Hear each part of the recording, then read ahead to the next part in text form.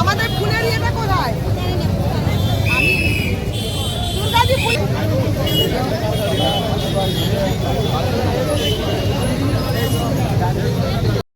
আমাদের ডিপার্টমেন্ট থেকে মাননীয় মুখ্যমন্ত্রী এখানে আসছে এবং আমাদের সমস্ত এমএলএ মন্ত্রীদের ডাকা হয়েছে। আমাদের কাছে ফার্স্ট প্রায়োরিটি হচ্ছে উন্নয়ন, পশ্চিমবঙ্গকে এগিয়ে নিয়ে যাওয়া। সুতরাং সব দিক থেকে যাতে সেই কাজটা এগোতে পারে, 2.5 মাস হলো আমরা এখানে এসেছি, সেটাই করা।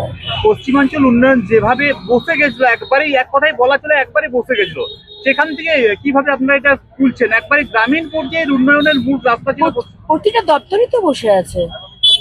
কোন কোন জায়গাতে ডেভেলপমেন্টের কাজ হয়েছে লাস্ট 15 বছর বা তার আগে 34 বছর? কোথায় কাজ হয়েছে? প্রত্যেকটা দপ্তরকেই দেখতে হবে, প্রত্যেকটা দপ্তরকেই রিজুভিনেট করতে হবে, এগিয়ে নিয়ে যেতে হবে, ফান্ড দিয়ে হোক, কাজ দিয়ে হোক, মনিটরিং করে হোক, প্রত্যেকটা হাতে ধরে তৈরি করতে হবে।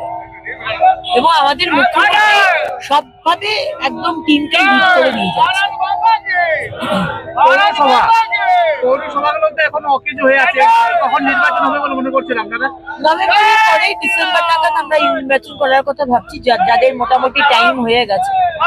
আর তাছাড়া টিএমসি যারা পালিয়ে গেছে লেজ গুটিয়ে, বর্ষাকালে আমাদেরকে বাংলার মানুষকে এইভাবে ফেলে রেখে, আমরা প্রশাসক বসিয়ে আমরা যতটা সম্ভব পরিষেবা দেবার চেষ্টা করছি। কোনো রকম ভাবে মানুষের যাতে অসুবিধে না হয়, প্রত্যেকটা পরিষেবার সাথে আমি ওই মুখোমুখি বলে প্রোগ্রাম করছি, যেখানে ডাইরেক্টলি আমি তাদের সাথে কথা বলি, সাধারণ মানুষ তাদের সমস্যার কথা বলতে পারি।